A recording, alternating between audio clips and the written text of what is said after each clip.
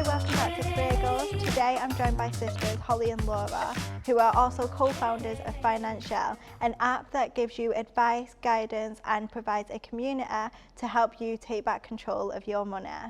So how are you today? Well, great, thank you, thanks for having us. Absolutely.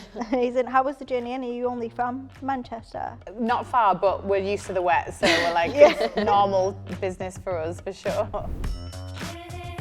So I'm just going to jump straight in and play a game of Never Have I Ever.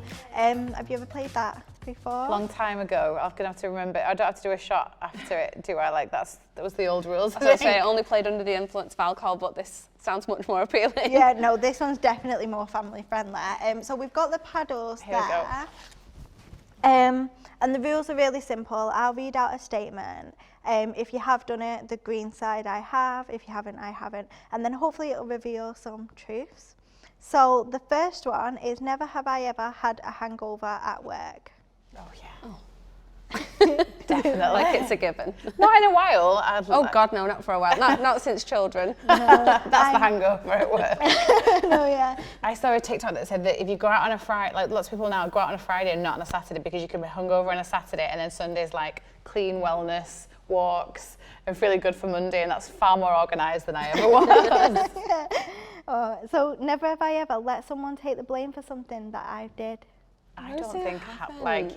I'm quite like all about justice. social justice. Yeah, I get Wouldn't be quite, right. I get upset if I feel that something's not just. Yeah. So I don't like it when it happens to me. So I therefore really don't like it if it happens to somebody else. I think I would always be quite honest and put my hand up if it was me.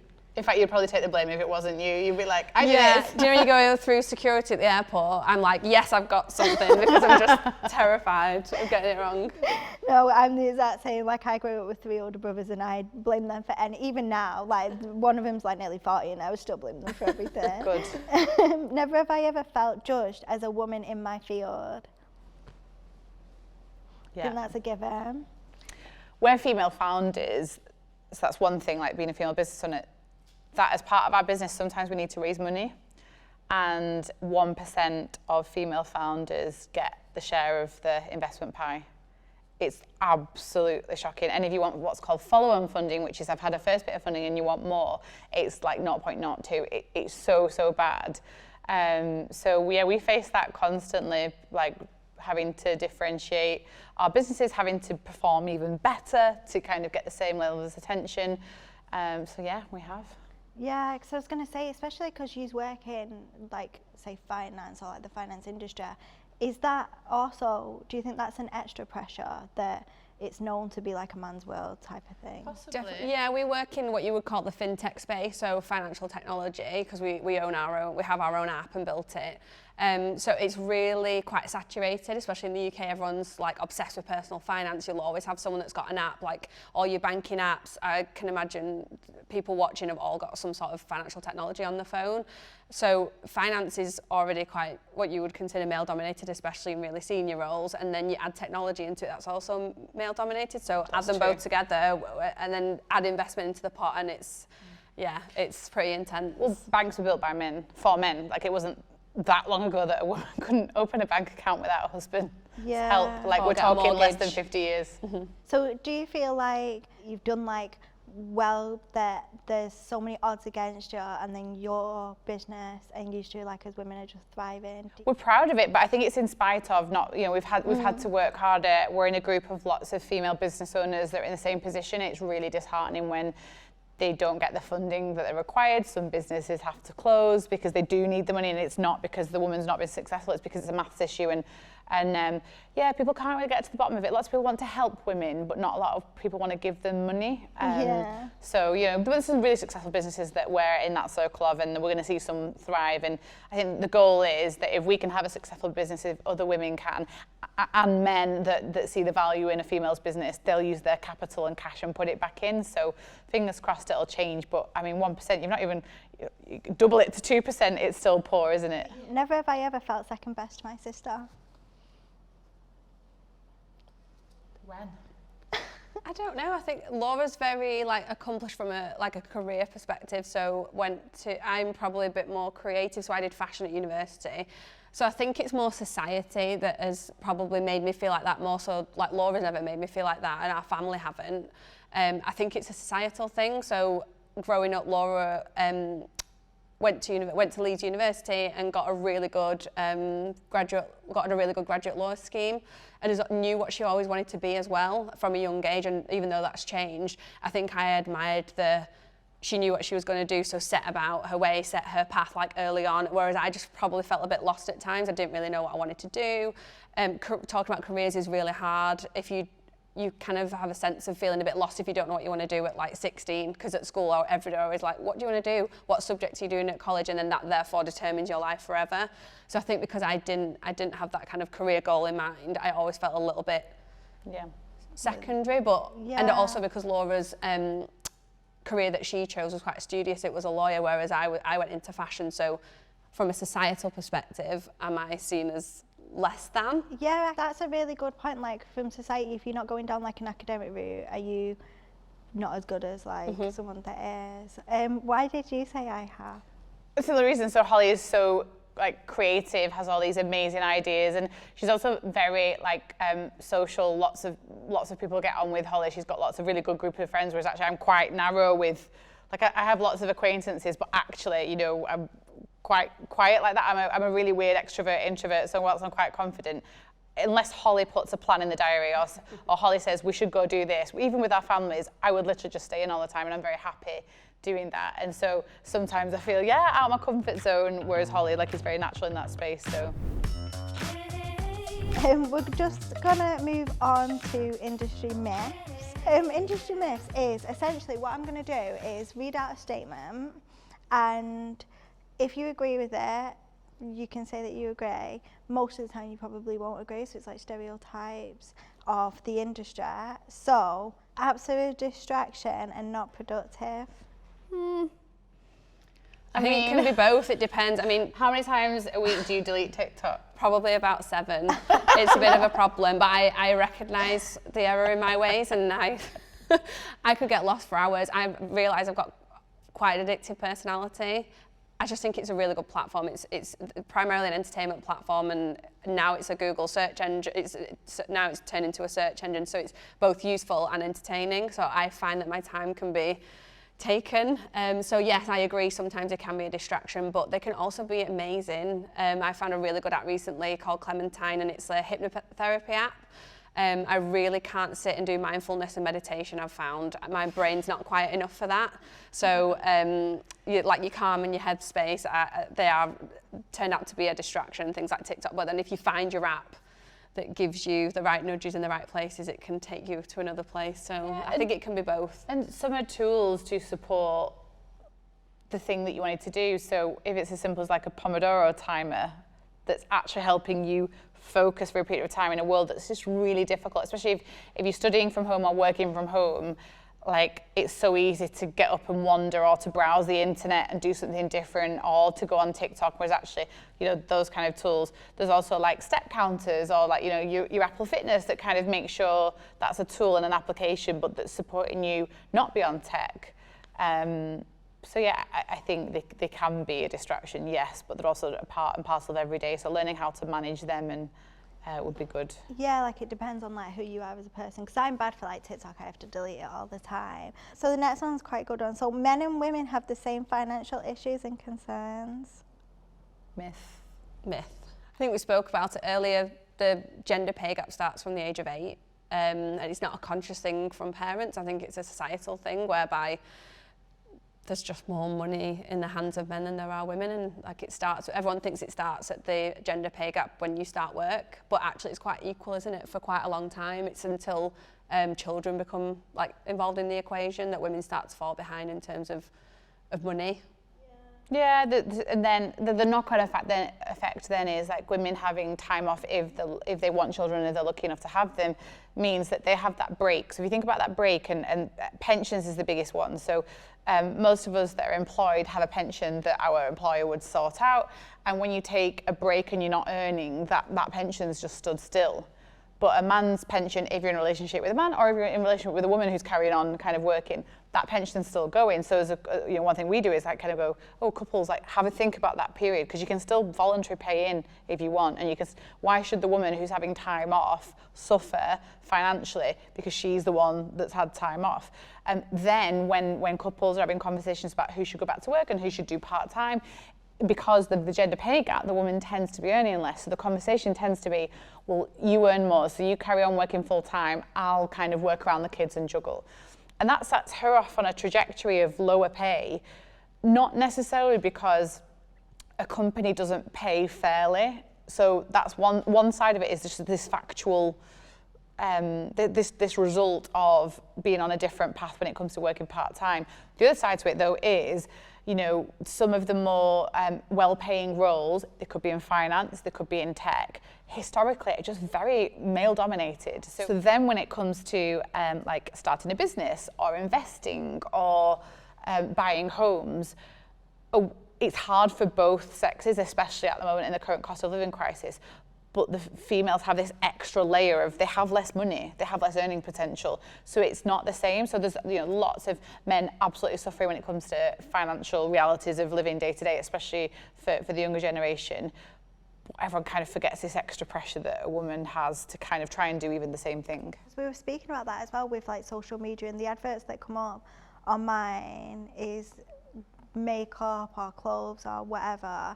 And I'll buy it yeah. Like every time. But like, say if I went on like my boyfriend's Instagram, and I bet he doesn't see stuff like it'll that. It'll be sport, it'll be politics, comedians, mindfulness, travel. yeah, loads of different stuff. It won't be as much product. It's getting there, because lots of, you know, beauty brands will go, okay, let's talk, like that's a whole big demographic, let's go target men. But and I wouldn't feel bad that you succumb to it, because there's lots of clever people trying to take money from us, and pay lots of people lots of money to entice us to spend money. Because we were saying before as well, with say buy now pay later websites might target say female audiences by the marketing that they use, and I think in that, like, I don't know if it's conscious, like they're consciously thinking, let's target women. Oh, they are. Or like, they really are. And, you know, branding could be pink and aesthetic, and they could have like pop stars, the face of it, and influencers. And then if you think about this frictionless process in purchasing that people want to do,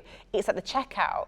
So it's, how can I quickly get someone? In fact, it's even before that. It's when you're looking at the dress on a website or the outfit and the beauty products, and it says, this would only cost $7.99 across 3 or across 6 payments. You go, okay, I can afford that. So they're absolutely targeting women. And you know what we like to do is kind of lift the lid on what things like Buy Now Pay Later do. So we go to the annual reports of some of these companies to look at how they sell themselves to the retailer, because don't forget, their customer isn't really us. It's the retailer, because that's how they get money. So you pay a fee on some of these products if you're late, obviously, but the reason that they tell the retailer you should use us is you get higher sales and you get a higher basket value. So even though you think, well, what I've been able to do is spread the cost, you've actually spent more. I think it's like 28%. You spend 28%.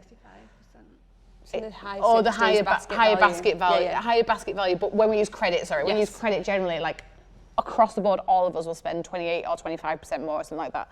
You spend more because it's not real money. It's not coming out straight away. You're not handing over cash.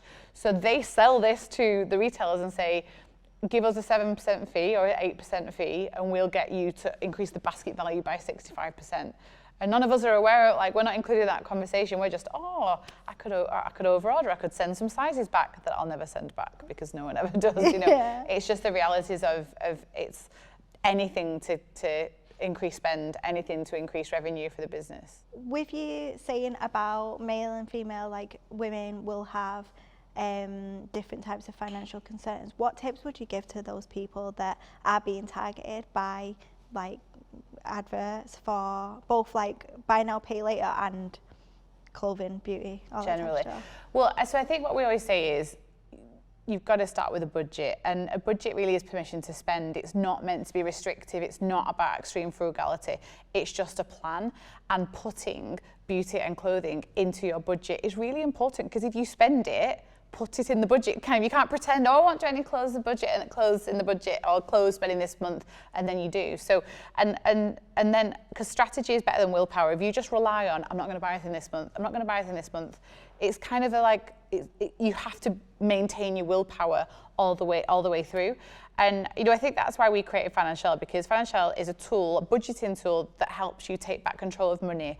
It's not about frugality, it's about permission to spend, but making sure that you're spending stuff today, but you're also thinking about the future. So what is growing? What holidays coming up that I need to save for? What happens if my car breaks down and I don't want to feel like it's a stress? Actually, there's just money there to sort it.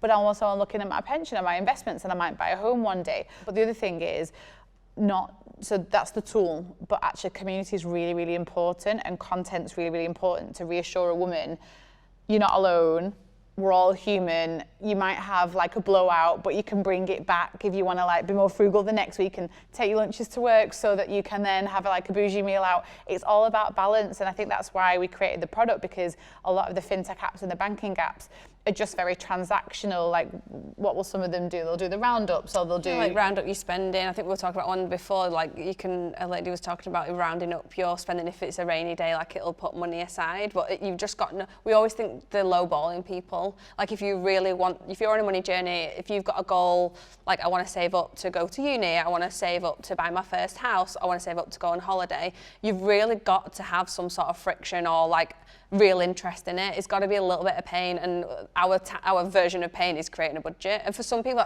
that is actually quite painful. It's overwhelming. Yeah, it's overwhelming. They think it's about frugality, like Laura said, and cutting things out. But actually, our thing's about adding things into the budget, so you're aware of what you're spending. It's not saying I'm not going to go out for dinner with my friends. That's unrealistic. Like, we're social beings.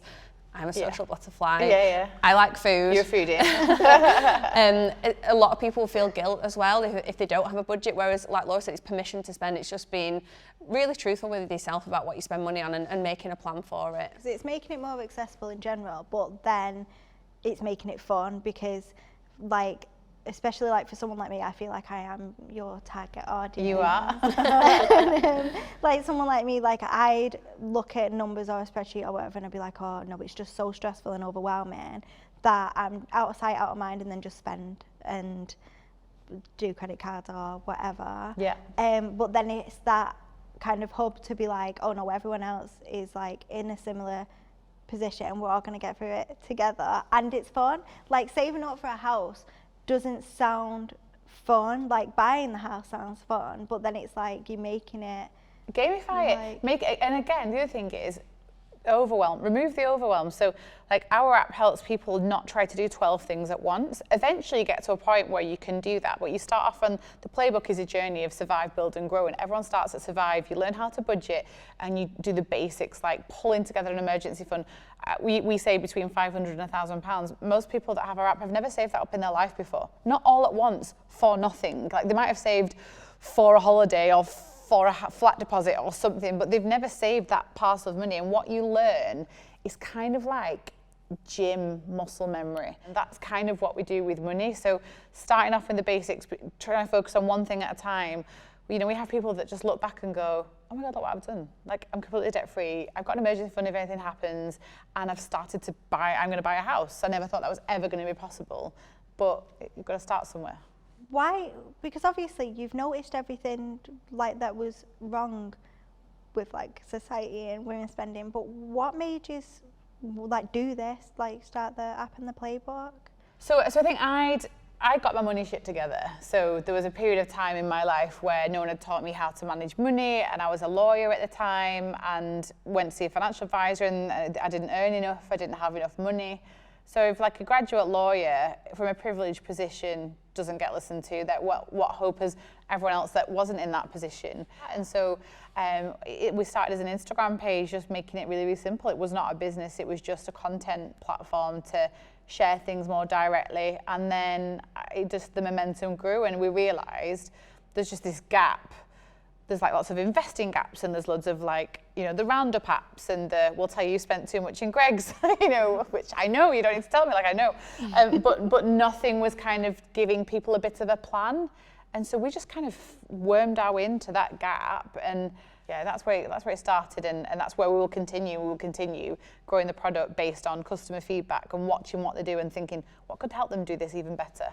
So say if I was to sign up to the app now, or like download the app, what does it do? Like, what's the next step? So if you were to download Financielle today, we'd hope you'd be starting your money journey to getting back in control and kind of have some real excitement about it. So you would see 3 key areas. One is the tools, and they're the secret sauce. So the thing that will really help you take control, feel in control, and kind of point your money to where you want it to go.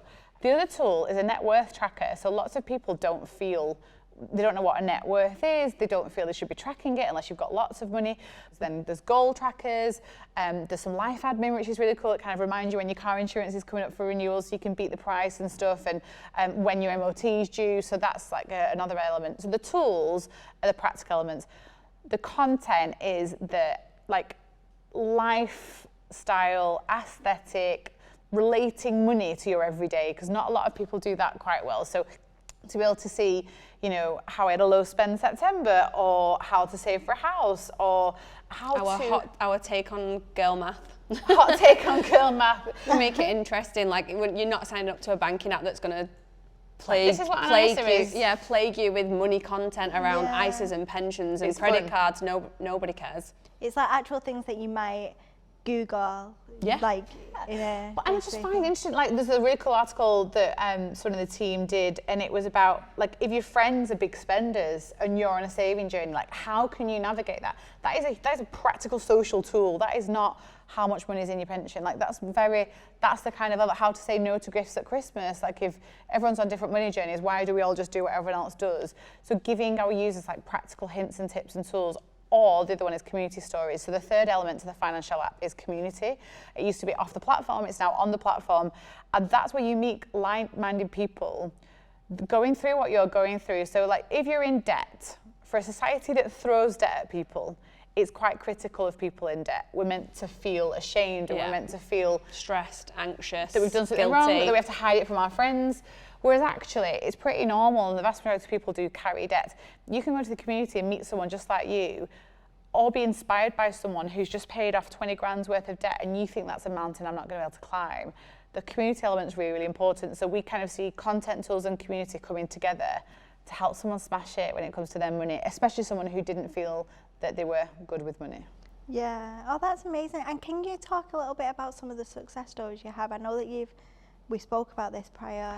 So. Yeah. Definitely. We've got such cool stories. So we've helped people save up for IVF. So couples that wanted to try for a baby and they realised that they couldn't go through the NHS route, and they had to go private and pay for IVF, and they didn't think it was possible for them, but they came together, sorted out the budget, used the app, and then within a year we had our first Financielle baby called baby Isaac. He lives in Australia. Yeah. And since then we've had loads of people message us arguing over who is the first Financielle baby.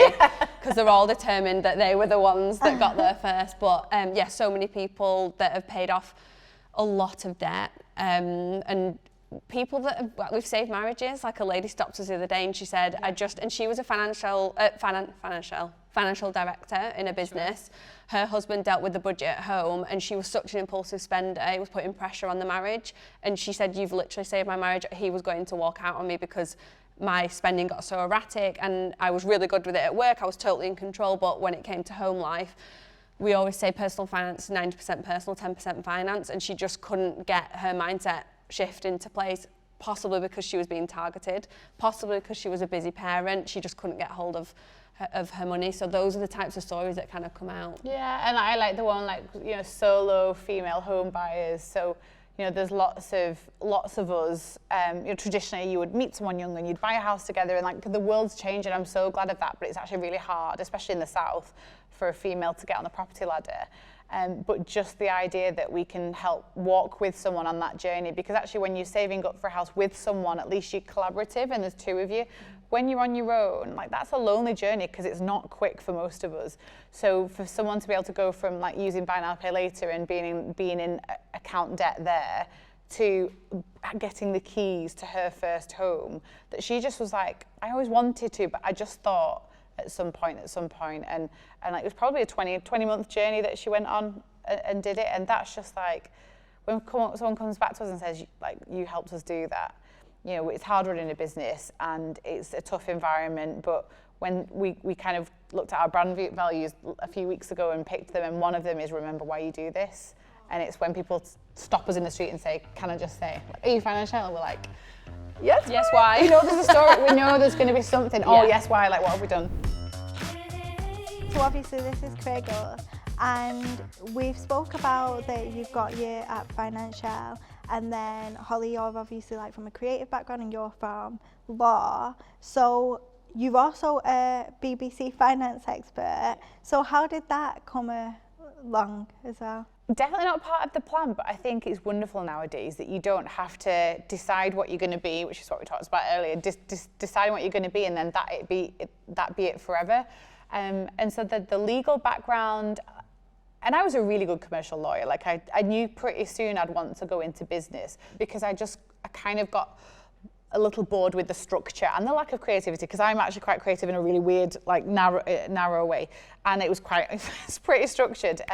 And so I went into in-house law. So I then moved from a law firm to working in a business, and I loved that. I was doing a lot of law, but a lot of other stuff as well. And so it took me into product, it took me into tech. And the finance element came about on a personal level where I was taking back control of money. I was learning more and more about it. If you think about my skill set as a lawyer, it was taking something quite complicated and making it easy for the company to understand. So when it came to then the Instagram page and the content, it was taking something that someone finds boring, overwhelming, too lengthy, too full of jargon, and making it something that normal people can understand. So it's kind of the same skill set, and it's kind of what I enjoyed doing, just the subject matter was different. When we jump forward to being a BBC finance expert, which I love doing, they let me do the same thing. So we want someone to take action and pay attention. There's no point us doing this job if we're just going, do you want to know what an ISA is? And do you want to know what a pension is? And you know what debt is and what the APR is? That's just, there's too much of that already and people aren't paying attention. So I think what the BBC like, you know, when we produce content together and when I go on the show, is we take something that's inherently boring and inherently something that most people would switch off at and make it relatable. But if you'd have said to me when I was like in my early 20s, do you think you're going to be on TV and you're going to be the next Martin Lewis? You know, I'd be like, absolutely not. I'm going to be in a boardroom, like, you know, doing law and stuff. So it's funny how you don't kind of know what's ahead, but you know the next stepping stone. And I think we're always good, like for the business, we've been like that, Kelsey. What's just next? We can see some things up there. You know, we saw that, but we didn't know when it would happen, and just kind of trusting the process a little bit, I think. Yeah, and like micro goals as well, like that could be quite overwhelming if someone's got an aspirational goal to be like a TV presenter.